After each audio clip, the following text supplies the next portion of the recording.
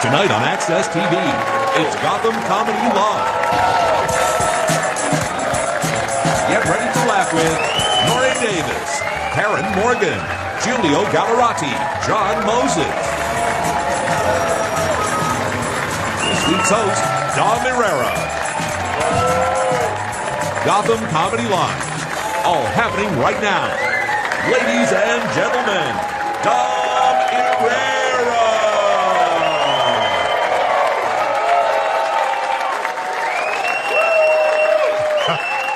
Hi, hello, oy vey. I'm Irrera. Welcome to Gotham Comedy Live. How are you?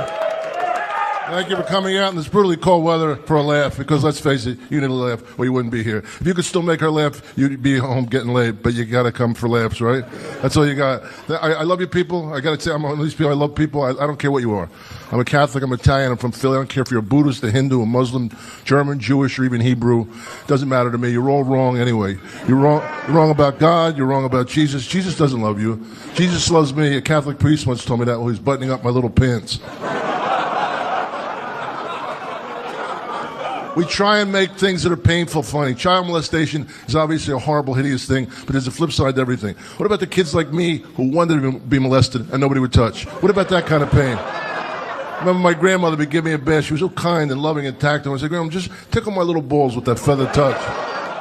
Just cup them. Guess their weight. Beazle or nozzle, my little pink doggy dingleberry. Let me see your tits. I'll give you $1. $2 if you let me teabag you. I love you, Nana.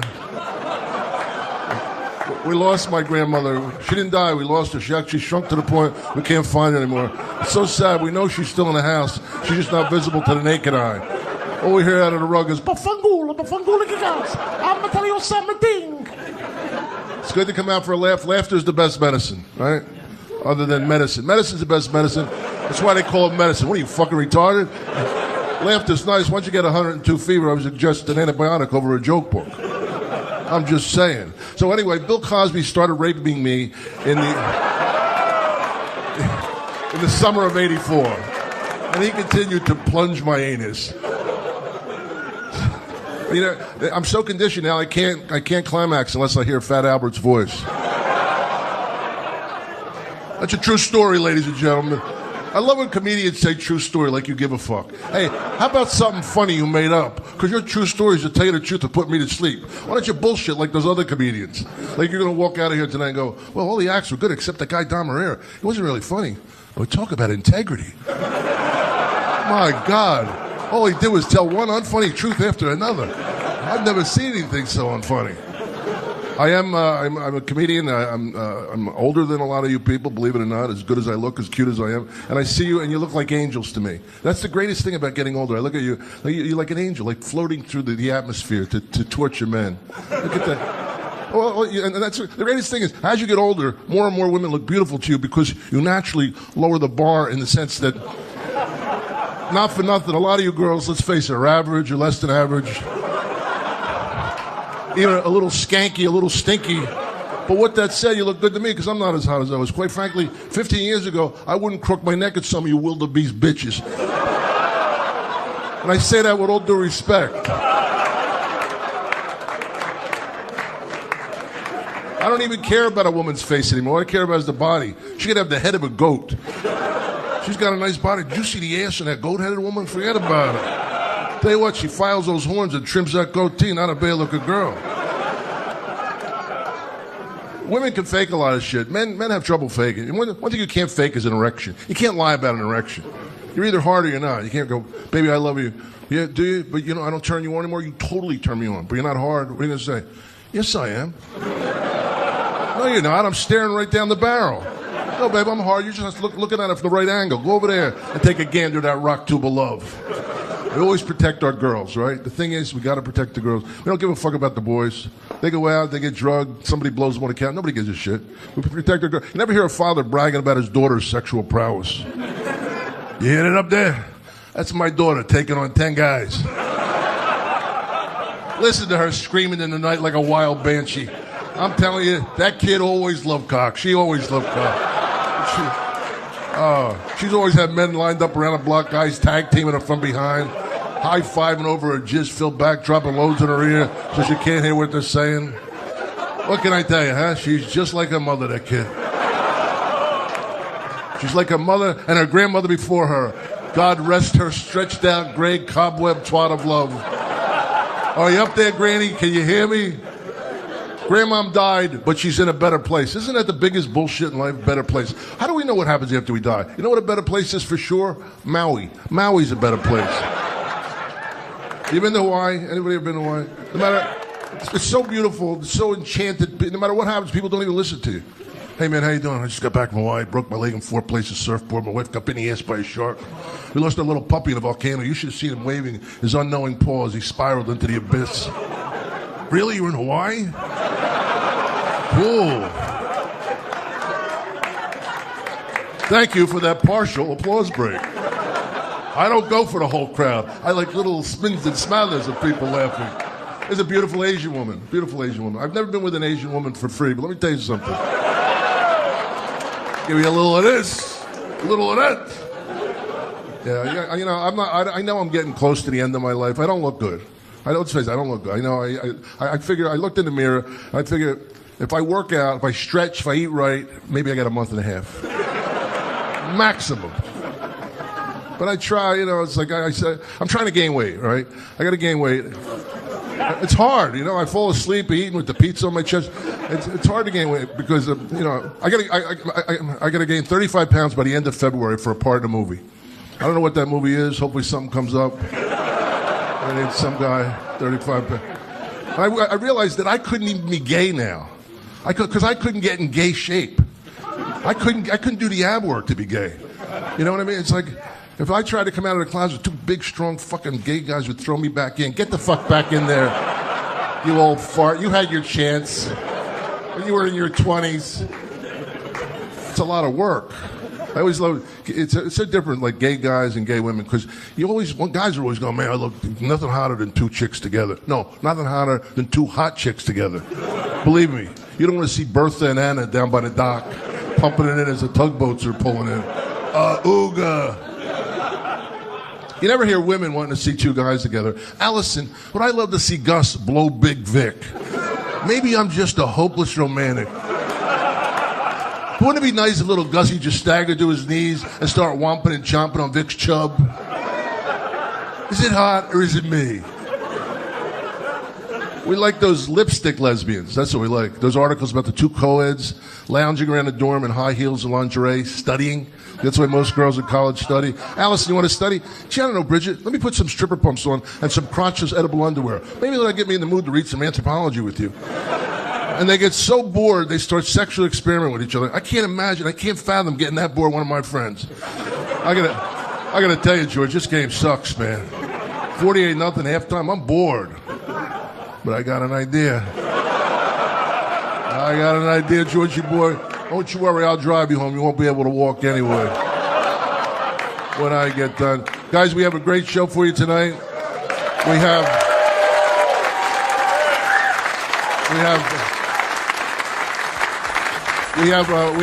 4 acts on the show. They're all terrific, except one's a dud. Anyway, love you, man.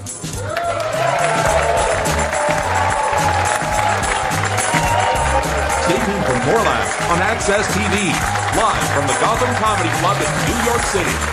Nore Davis is taking the stage when we return.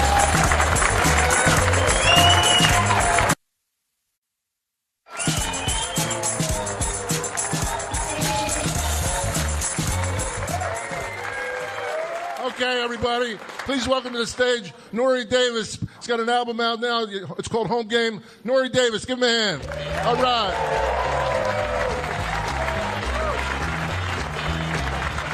Yeah, turn up, turn up, turn up, turn up, turn up, turn up, turn up, turn up, turn up. You're still clapping. Thank you, yo. Thank you, thank you. How you guys doing? Doing good? That's what's up, man. Good, good. I'm feeling all right, man. Going through a breakup, man.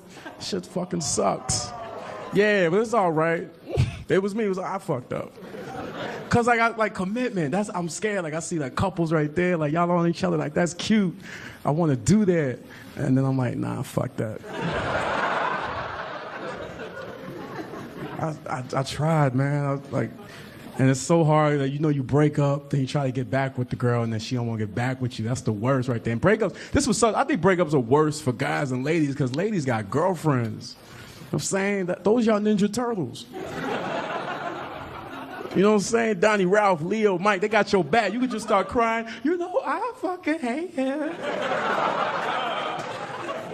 I hope he fucking dies. I swear.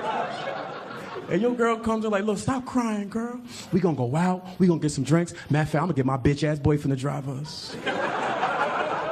We gonna use all his gas. Y'all my power circle. Let's take an Instagram pic. Y'all got that, man.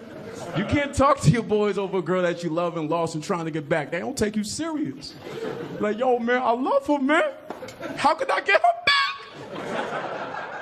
Your boy look you right in your eye and go, word. You know what you need? More bitches. Yeah, we go to a strip club. Let's go. Sit there. Get a lap dance. Now you're in the strip club getting a lap dance crying. I ain't want this. I ain't want this, man. Yo, stop crying, man. You're getting tears down the crack of her ass. Stop it. What's wrong with you? Okay, I'm sorry. Make it rain. Are you crying on her booty? It's so soft. It's the worst. That was me, man. My boys left me in the strip club. They left me in there for a couple months, seriously. They never came and got me. I was pissed the fuck off.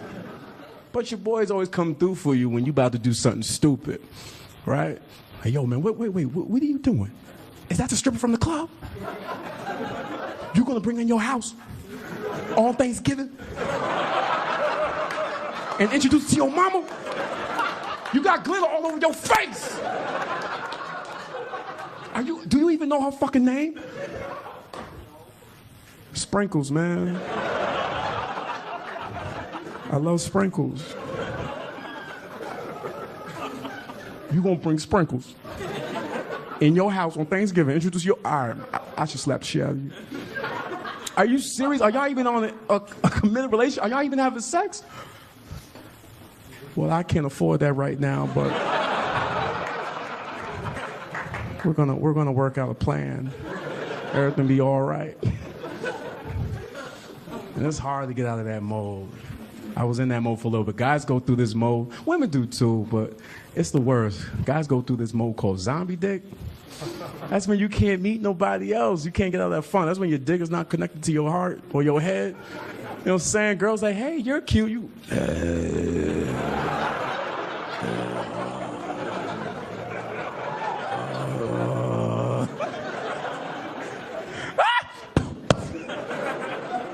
Gotta shoot it down like The Walking Dead. 2 in the dick, 2 in the head. Gone. But it's good, man. I'm back on the dating scene, man. And what's great about the dating scene? Sex. Let me tell you something about sex. I'm not a freaky deaky dude, man. I don't like it. I met this one girl. She loved having sex in the shower. Ugh, I hate it. I know I know people love it. I hate that shit because the women having a great time, man. They bent over, the water's hitting their back, but then it goes in my eyes, and I can't see any. Can we stop? Can we stop? I want to stop. She's all like Michael Phelps. Come on, motherfucker, bring her. I can't see any. Can we go to dry land, please? I can't see. I'm real simple with sex, real simple. My boys always talked about it, man. I know I'm going kind of hard in the beginning of the show, but ain't no sex? Ugh, disgusting. I'm with the ladies on that. That's just disgusting. Look at the guys. Yo, shut the fuck up, man. Why you knocking and you ain't trying? No, it's nasty. I can't do it, man. I'll never do it because I can't get over the fact that my dick is brown, so it looks like I'm putting poop back in her butt.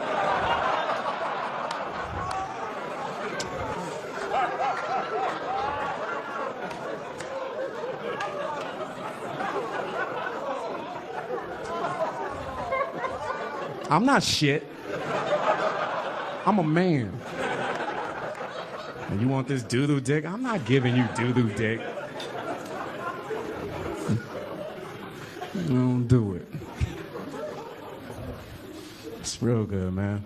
But like the highlight of sex for everybody, man, women and men, or orgasm. Orgasm is dope.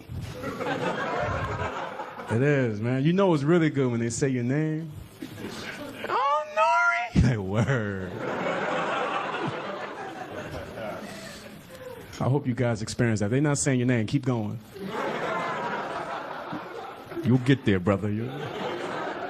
But like, you understand the feeling when they say your name, right? That's the equivalent. When you hear they say your name during sex, you just want to get off top of her and then just start walking in slow motion.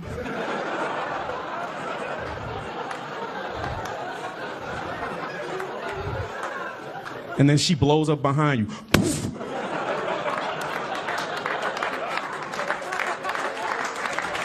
Come on, man. It's a wrap. It's over. What happened to your girl? She blew up, man. I gotta get another one. You know me, baby. Blowing up bitches.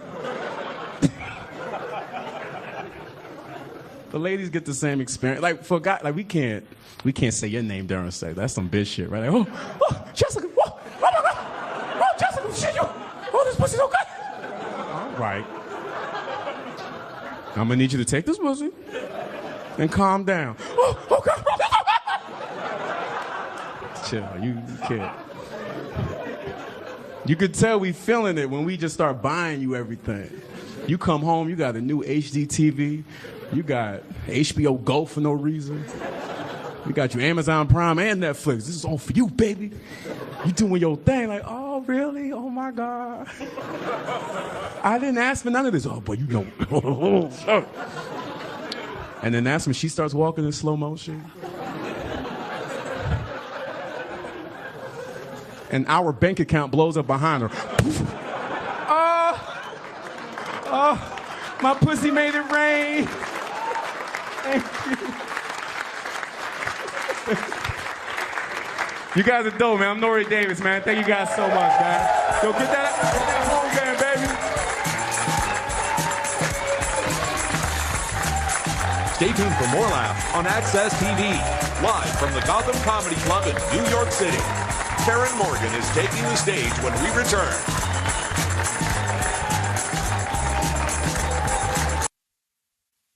Welcome back to the Access TV presentation of Gotham Comedy Live. More laughs right now.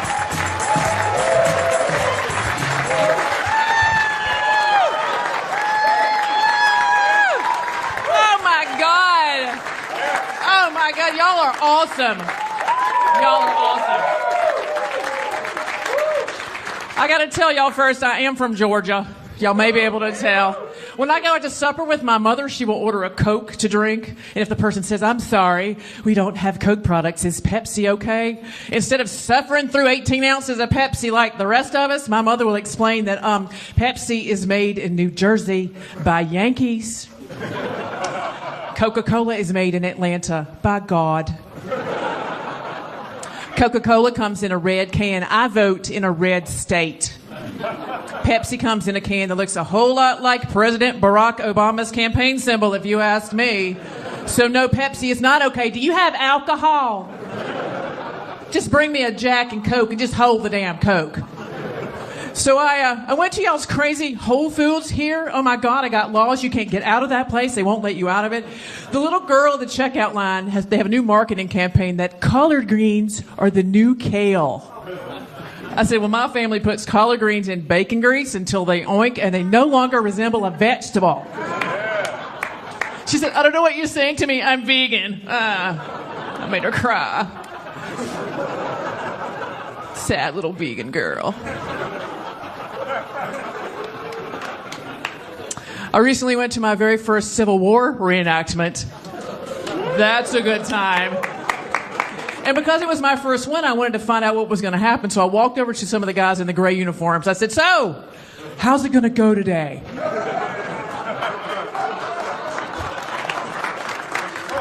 And this one guy very seriously looked at me and goes, well, we don't win. But see this? This is my friend Greg. Greg has a whole lot of fake blood, and when the battle starts, Greg puts all sorts of blood all over himself. Greg dies real good. I don't die so good anymore. It hurts my back to die hard. So I just ease myself down onto the ground, and then I take out my iPhone, and then I can videotape the skirmish while I'm down there. And then another guy came through on a horse, and he was wearing a blue uniform.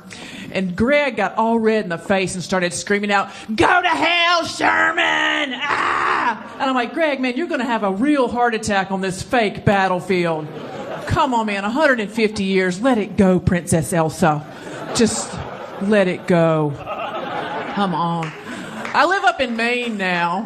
I live up in Maine, which is the south of the north. Awesome. Good place to live.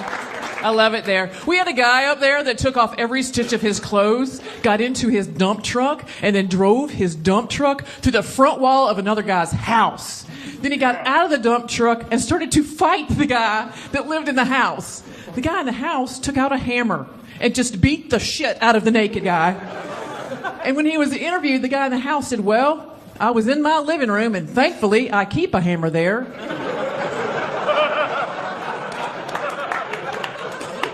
Just for this kind of situation.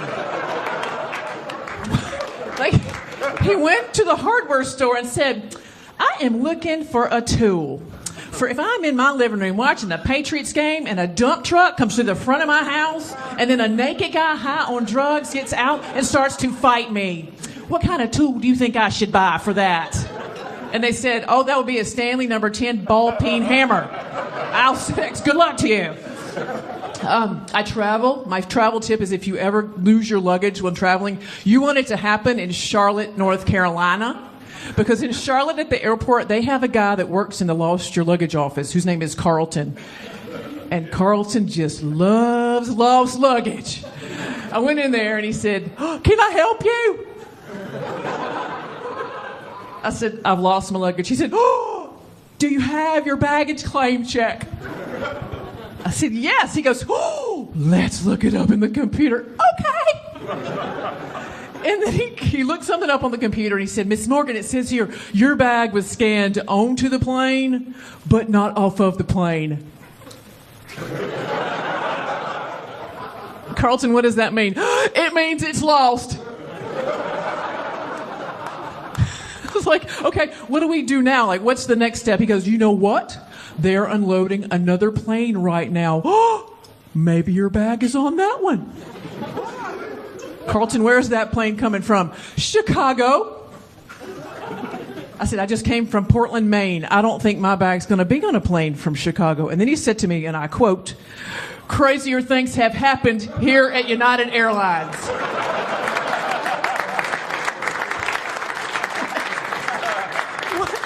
And then he grabbed my hand like we were going to go to the county fair for fried dough, and we just skipped merrily over to the baggage carousel where the third bag off the plane from Chicago was my suitcase.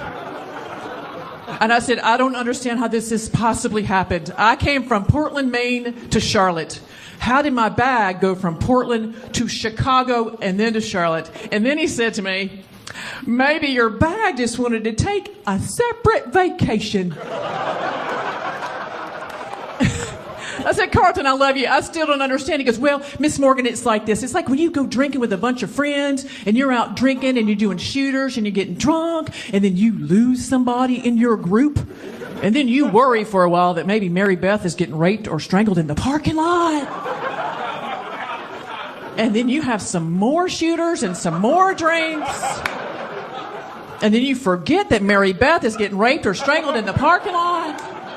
And then you leave the first bar and you go to the second bar, and guess who is standing there just smoking a cigarette waiting for you? Mary Beth. Mary Beth is your suitcase. Enjoy Charlotte, North Carolina." Awesome. Crazy. Carlton. So I just turned 50 a few months ago, and thank you. Thank you. Working on that. Here's the greatest thing about 50. I was at Target. We had a snowstorm up in Maine. Normally they have a towel there to wipe the snow out of the carts. Got there a particular afternoon. No towels. All the carts were wet. Little girl standing there in her little khaki pants and her little Target shirt. Amanda. And I was like, there's no towels here. She goes, oh, well, they're still wet from last night. I said, well, what am I supposed to do? She goes, oh, you could go in the bathroom and wipe them out with paper towels. Well, my 30-year-old self would have gone in the bathroom and wiped it out with paper towels. My 40-year-old self would have called Amanda's manager. We would have had a little to-do in the front, and Amanda would have had a little thing about customer service. My 50-year-old self took my shopping cart directly to the first clothing section that I came to. And just lined it with little boys' T-shirts and just kept on shopping. It's very fun. Very fun. I'm 50. So last year, some girlfriends and I, we went down to Mardi Gras to celebrate our 50th birthdays. Mardi Gras is awesome. Everyone should go at some point in their lives. We got titty beads. Woo! No, you show your titties, you get the beads. Ladies, you don't have to actually show your tits to get the beads. If somebody in your group blows the guy, they'll give you a whole box of beads. Awesome. We're married. We only blow people if we want something. And apparently we wanted Mardi Gras beads. And at this point in our lives, we would rather blow a stranger than show our tits in public. So I'm Karen Morgan. Thank y'all so much. Have a great night.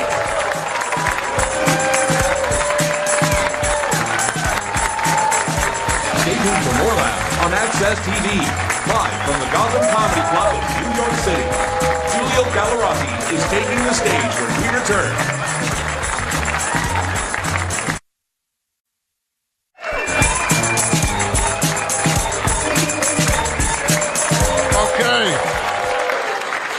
I got a 30-second joke. Woman's at a gynecologist. He's examining her. He says to her, you have the largest vagina I've ever seen. You have the largest vagina I've ever seen. She says, you didn't have to say it twice. He says, I didn't.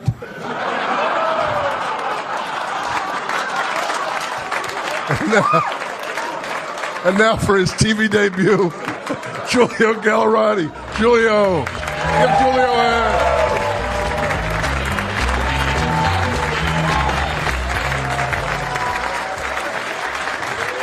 Hello. Thank you. This is great, man. I was hanging out with my grandmother the other day, and she's funny because she's not racist, she's just old. You guys know about that? It is a thing. Like, she'll just say stuff that sounds incredibly racist, and people will just be like, oh, she just can't see well. But it's true, like, she can't. So it's funny, she'll say stuff, and I'm always not sure as to why it sounds racist, but it always does. For example, one time I'm sitting at home watching TV. She comes and peers over my shoulder. She's like, Julie, are you watching rap videos? She's like, you kids and your rap videos. And I'm like, that's the president.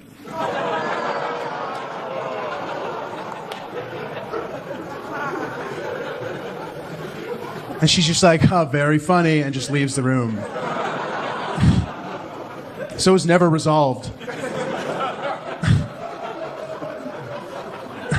So I was like, all right, maybe she just couldn't see it, or like maybe she forgot Obama was the president. But she definitely remembered that encounter because since then, every time I've introduced her to a black person, she's like, oh, let me guess, this is the president too?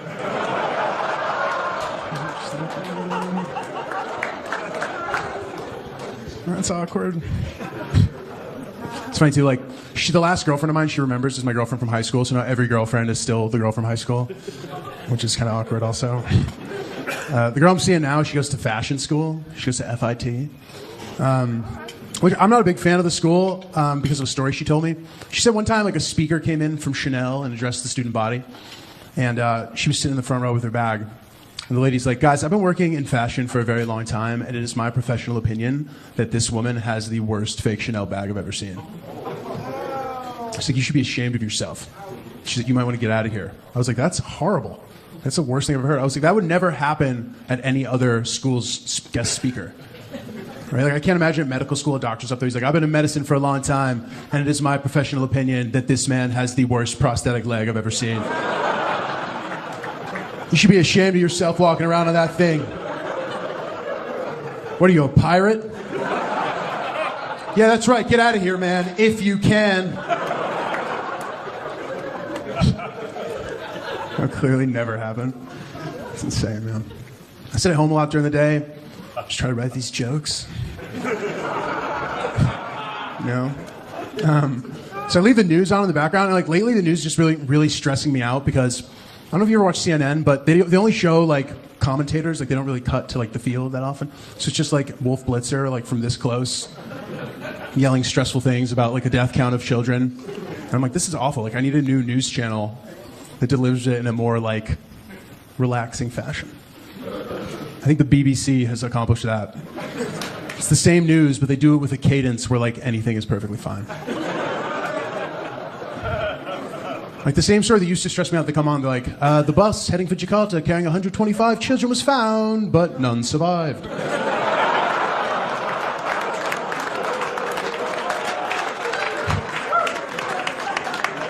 I'm just like, all right.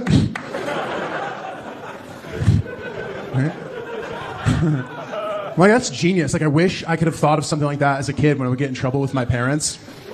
Like some smooth delivery. My parents like, Giulio, we saw your report card. What happened? And I'm like, it was going really well, but then I failed every class.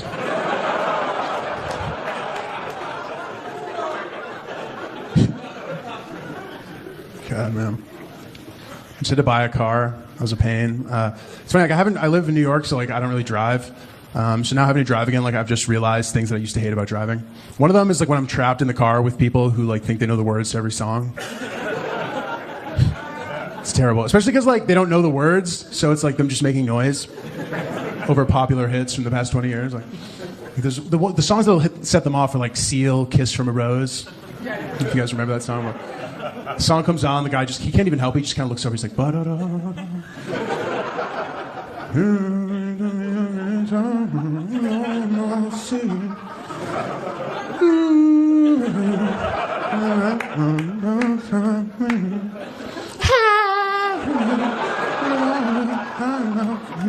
But did you know? I'm like, you need to stop it. You're really stressing me out. It might be worse though when they like know all the words like to every genre. Like, I have XM radio and there's literally every genre you can imagine, and I have a couple friends like that. I'll just try to like bang out a bunch of different genres real quick, see if they can get them because it's so ridiculous. Like you could be like 90s alternative rock, hip hop, reggaeton, like the Disney Channel, and they're just nailing them. And I just keep changing the channel. I'm like, really?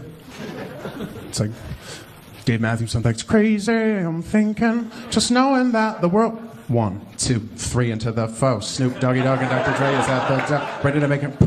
Tú sigues controlando, hey. Te dice que más armando, no. Se venga. I'm like, oh my God. It's like, what do I have to do? I'm like, oh, opera station, all right. And then, Quando sono solo sogno l'orizzonte manca le parole. Try to. Thank you.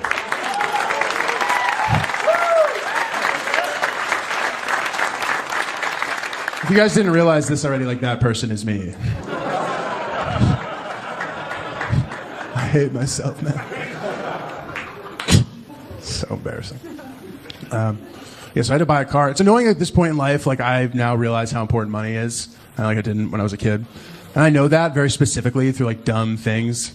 Like this game I play with my friends, the game where you're like, hey man, like how much would it cost for you to do this? Like, it's always something stupid that no one would ever pay you to do. It's the typical one. You'll see some like creepy guy across the street. They'll be like, hey man, like would you blow that dude for $1 million? And when I was 15, I was like, no, it's disgusting. But like as I've gotten older, I've become much more reasonable. I would definitely do that for $1 million. Like realistically, I'd probably do it for much less. Like let's be honest here. I think about it. It's like, all right, I do stuff that I hate for $50 an hour. I'm thinking even if I'm really bad at that, like I could still finish the dude off in like an hour. And now I make $1 million an hour. Like I'm the highest paid hourly worker in the world. My friend's like, dude, what do you do for a living? I'm like, oh, I'm retired. I used to earn a great hourly wage. I literally like fantasize about this happening. Like I picture some weird dude crossing the street with a suitcase and be like, for $1 million, man, you want to do this? And I would be so excited. Like I would do anything to try to get the job. I'd be like, sir, if you give me this job, I will blow you and all of your friends. I'm willing to go above and beyond the call of duty to secure this position. It's stupid too because nobody would ever pay somebody $1 million to do that. And my friends talk about it like it's really serious. Like, well, does my girlfriend have to know?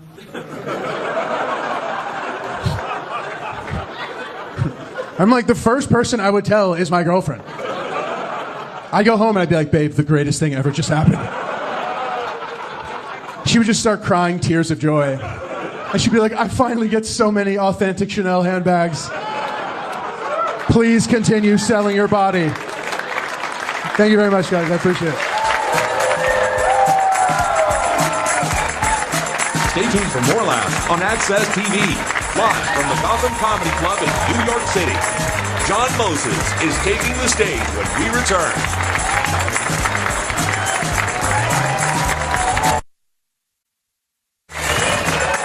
Welcome back to the Access TV presentation of Gotham Comedy Live.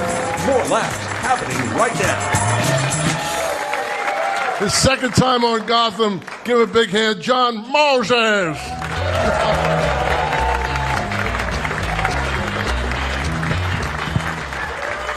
Guys,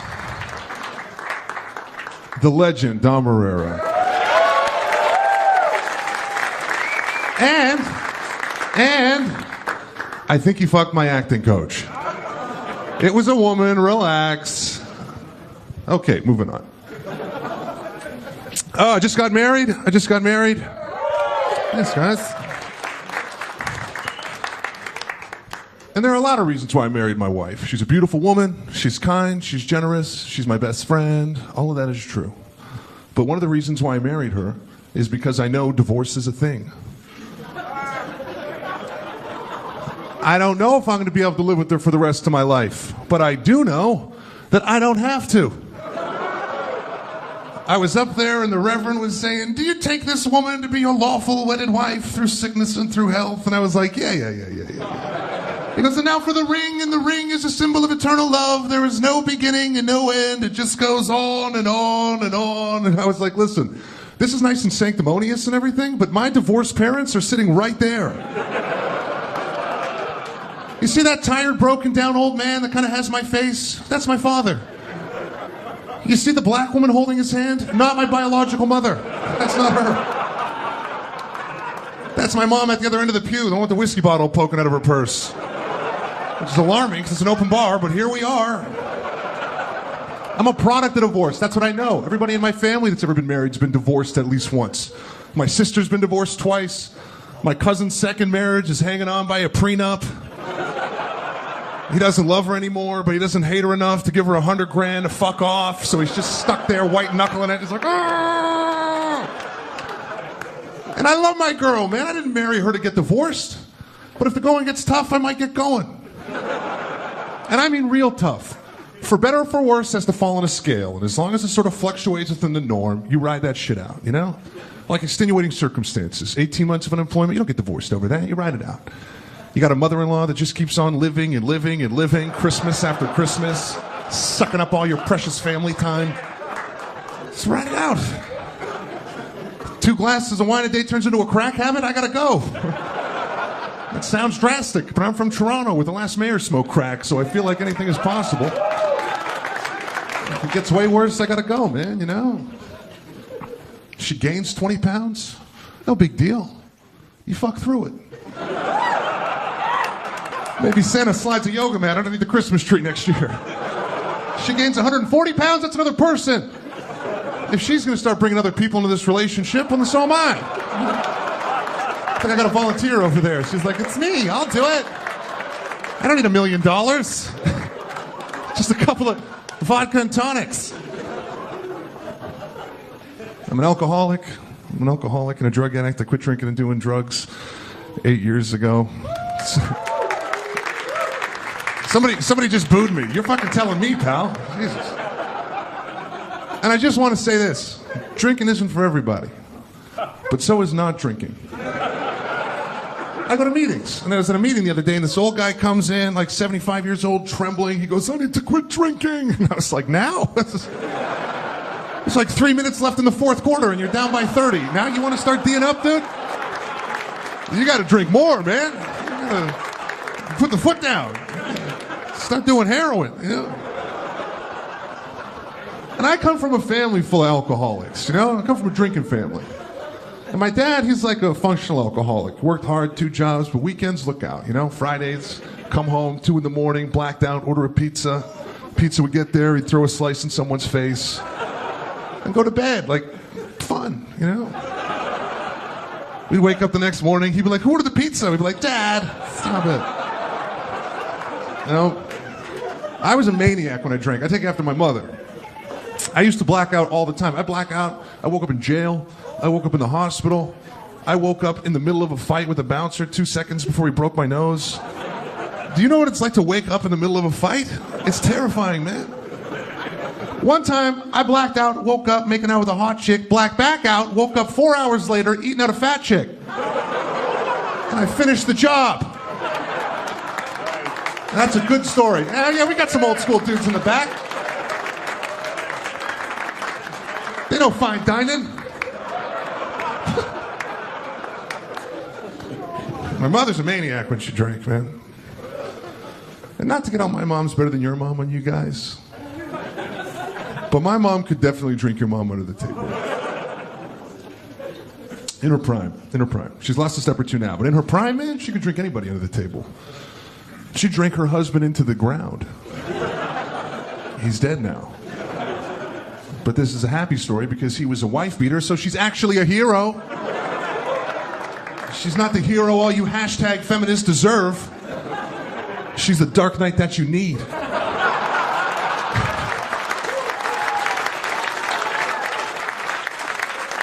50 years old. 50 years old. Her husband died. Cirrhosis of the liver. Terrible. He was in the bathroom, shit his pants. Just, that was it. EMTs come, load him up on the gurney. And before he died, they're wheeling him out. And they push him past my mom, and he looks at my mom, and he goes, am I going to die? And my mom looks at him and goes, probably. Probably? You fucking Clint Eastwood? Is this the end of Unforgiven? Probably? But she didn't know he was going to die, man, you know? And she felt bad about it. A week after he died, she called me. She goes, John, I didn't know I wasn't going to see him again. And I was like, I know, Ma. And she goes, he wasn't all bad, John. I go, Ma, if it makes you feel any better, I thought it was hilarious. And she laughed a little bit. 2 months later, she found out he stopped paying on his life insurance policy 5 months before he died. All that sentimental shit was right out the window. She was like, that fucking weasel! Oh, he got me. He got me. And they hated each other. They really hated each other. The last 8 years of that marriage, they just fucking hated each other. You know, they were like shut-ins. They were just sitting and drinking each other because they didn't want to embarrass each other outside in the real world, you know? And abusive? Oh, man, he was an abusive little rascal. But she would say some crazy shit. She would say some crazy, crazy shit. I remember one time we were all over there at Christmas time drinking like a family. Me, my brother, my mother, and her husband. And for the first hour and a half, it's Christmas. Everything's great, you know? First 4 drinks, my mom's all jovial. It's like, oh, son, honey, do you need something to eat? You look thin. Come on, you know, get a little more in you. And somewhere between that 4th and 5th drink, like a light switch flipped, you know? The possession began. Her voice dropped a couple of octaves. And she looked down at the end of the table at her husband and she went, I can't remember the last time you touched me, you limp dick faggot. Not a direct quote. I'm paraphrasing a little bit, but the words limp dick and faggot were definitely in there. Like, how do you tell your mom she's got to work on her pillow talk at Christmas, right? Now, I'm a dude that's of the mind that a man should never hit a woman, right? And of course, like I feel stupid even saying it, but it's the setup. So, especially when that woman is my mother. But ladies, you have to realize, if you say something as crazy as I can't remember the last time you touched me, you limp dick faggot, the odds of you getting hit goes up exponentially. You throw a little Bacardi on that fire, it's even money, right? That's why when I saw that Ray Rice video, I was like, I gotta hear some audio before I can pass any final judgment. No, is he 99% at fault? 85? I want to know, you know? And I told my mom, I was like, she would call, he's killing me. And we'd send the cops, and she'd send the fucking cops away. And I'd be like, Mom, what are you doing? Just leave. And she goes, what am I supposed to do? Get a job. No, I'm telling you, my mom would rather get hit one day a week than have to suit up and go to work for 5. She's like, well, Sundays are rough, but I get to sleep in Monday mornings, so it's all good. Guys, I had so much fun, man. My name is John Moses. Thank you very much.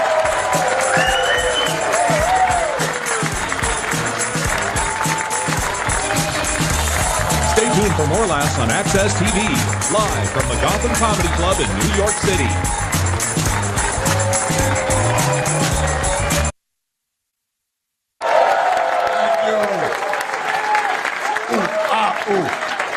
Thank you. I love you. You're beautiful. What do you call a dog with no legs? Nothing. No matter what you call him, he ain't coming. Is this all? What do you call a Mexican hitchhiking? Stranded. Come on, folks. Give it a look. A black man and a Puerto Rican are in a car. Who's driving? The police. Ladies and gentlemen, is the sound system working here? Is this thing on? Is this thing on? Why do you wrap a gerbil in duct tape so when you fuck him, you don't explode? Ooh, ooh. How many seconds do I have left, you motherfucker? All right, let's bring up the cast and crew. Everybody. Thank you. Nore Davis, Karen Morgan, Giulio Gallarotti, and John Moses. Thank you. Thank you. Tune in next week for a better show. Come on.